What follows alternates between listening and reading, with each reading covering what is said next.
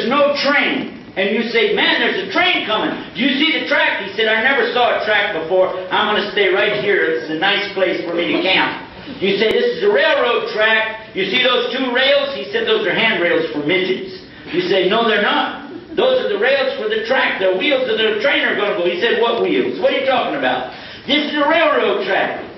Do you see the cross ties? Do you see these boards? A train is coming. He said, I don't see it. Therefore, there's no train. You say, listen, there's a curve right up there on the other side of that hill. In a few minutes, at 12 o'clock, the train always comes from there. You're going to hear it. You're going to hear it. And you're going to feel it. You're going to feel it. You're going to see it. You're going to see it. You understand me? He said, I don't believe you. Listen to me. Listen. You're going to feel it because the ground is going to rumble. Then you're going to hear it because it's going to go woo-woo like that. And then you're going to see a big yellow light right on the front of it.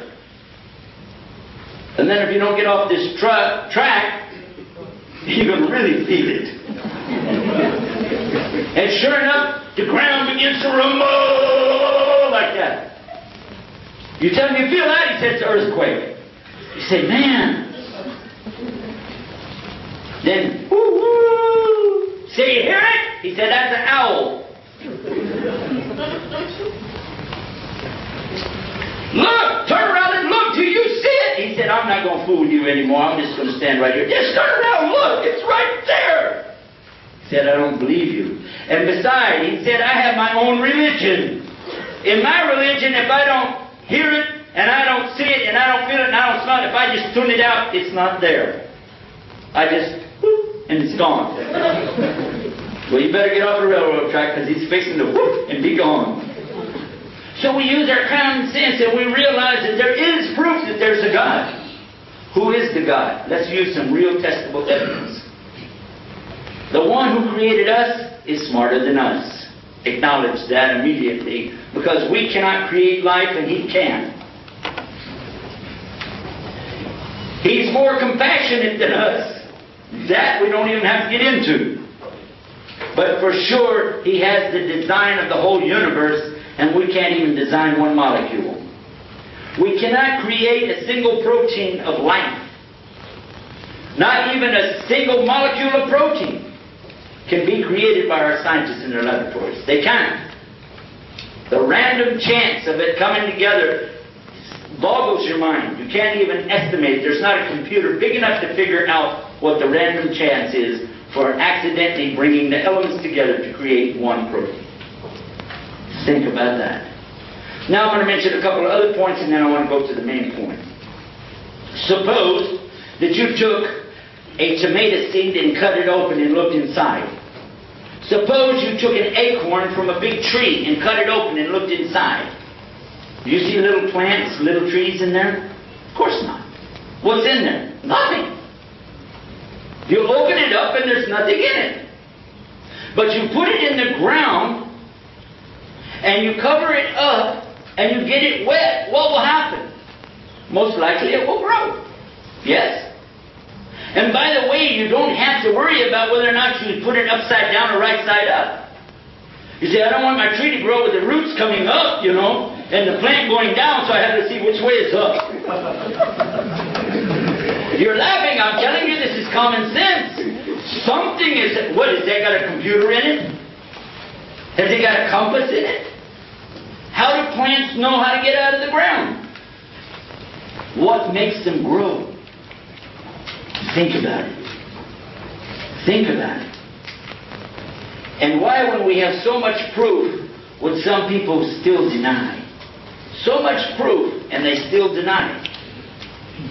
Who is this Creator? Well, for sure, one of the things that we can begin to think about is, this must be some kind of test that we're in. Why? Well, we've just figured out there's a Creator, but we can't see Him. We can't hear Him. We can't smell Him or taste Him or feel Him. So He must be hiding. He must be hiding from us. But why? Why? And Islam gives us the answer to that right away.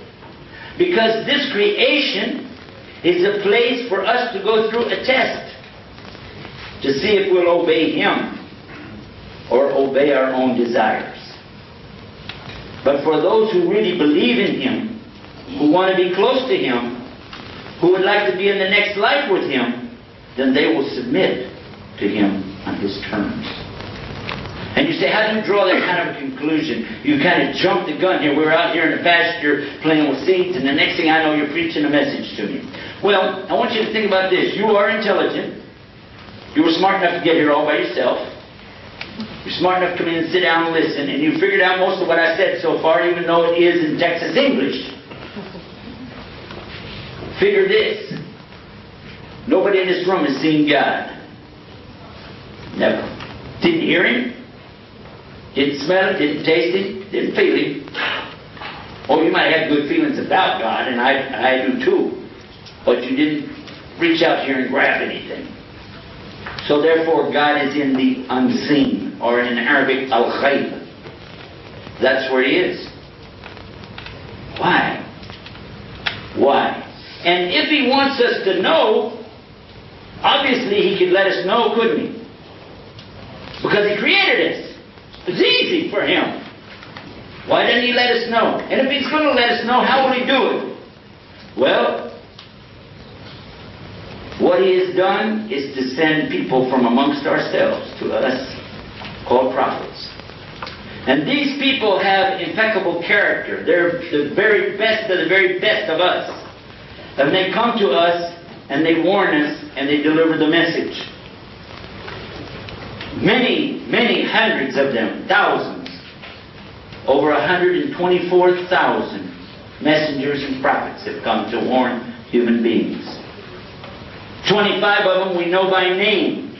Many are mentioned in the Old Testament for the Jewish. A few more are mentioned in the New Testament for the Christian. Yahya, the prophet, John the Baptist, Jesus, peace and blessing be upon Him. Mentioned very clearly. And then, in the last and final revelation, the Quran, we find their names again mentioned there, along with Muhammad, peace and blessing be upon him. And all of them carried the same message. It wasn't different. From the time of Adam until the time of right now, there's a God. He wants something from you. What does He want?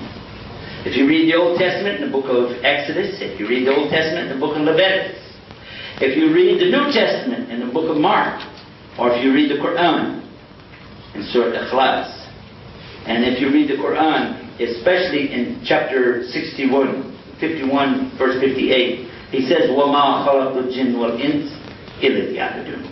And the meaning of it is, I only created you guys to worship Me alone, without any partners. That's the message that came in all of the books that I mentioned to you. What's the first commandment for the Christian? Do we have any Christians with us tonight? Raise your hand. Any Christians? Okay. Did you ever read the Bible? It's a nice book. Did you see what the Ten Commandments said? Thou shalt have no other gods beside Me. I'm the Lord your God, who brought you out of the land of Egypt, the house of bondage. And beside Me there is no other God. Thou shalt have no other gods beside Me. Is that the first commandment? Yes. It's in Exodus and in Leviticus. Check it out. It also says the same thing in the book of Mark. What's the great commandment? The great commandment is to know the Lord your God is one Lord, one God. And you have to love Him with all your heart and all your might and all your soul. How many? One. And what does He say in the Quran? أعوذ بالله من الشيطان الرجيم. I seek refuge with Allah from the cursed devil. Bismillahir Rahmanir Rahim. With the name of Allah, most gracious, most merciful. قُلْ هُوَ اللَّهُ أَحَدٌ اللَّهُ الصَّمَدُ لَمْ يَلِدْ وَلَمْ يُولَدْ. Say He is Allah the unique, the one who eternally takes care of all the creation, but He doesn't need anything from them. Samad. He's not the father of anything in His creation, and He's not the son of anything in His creation. He's not even like anything in His creation, because He's Allah, the unique.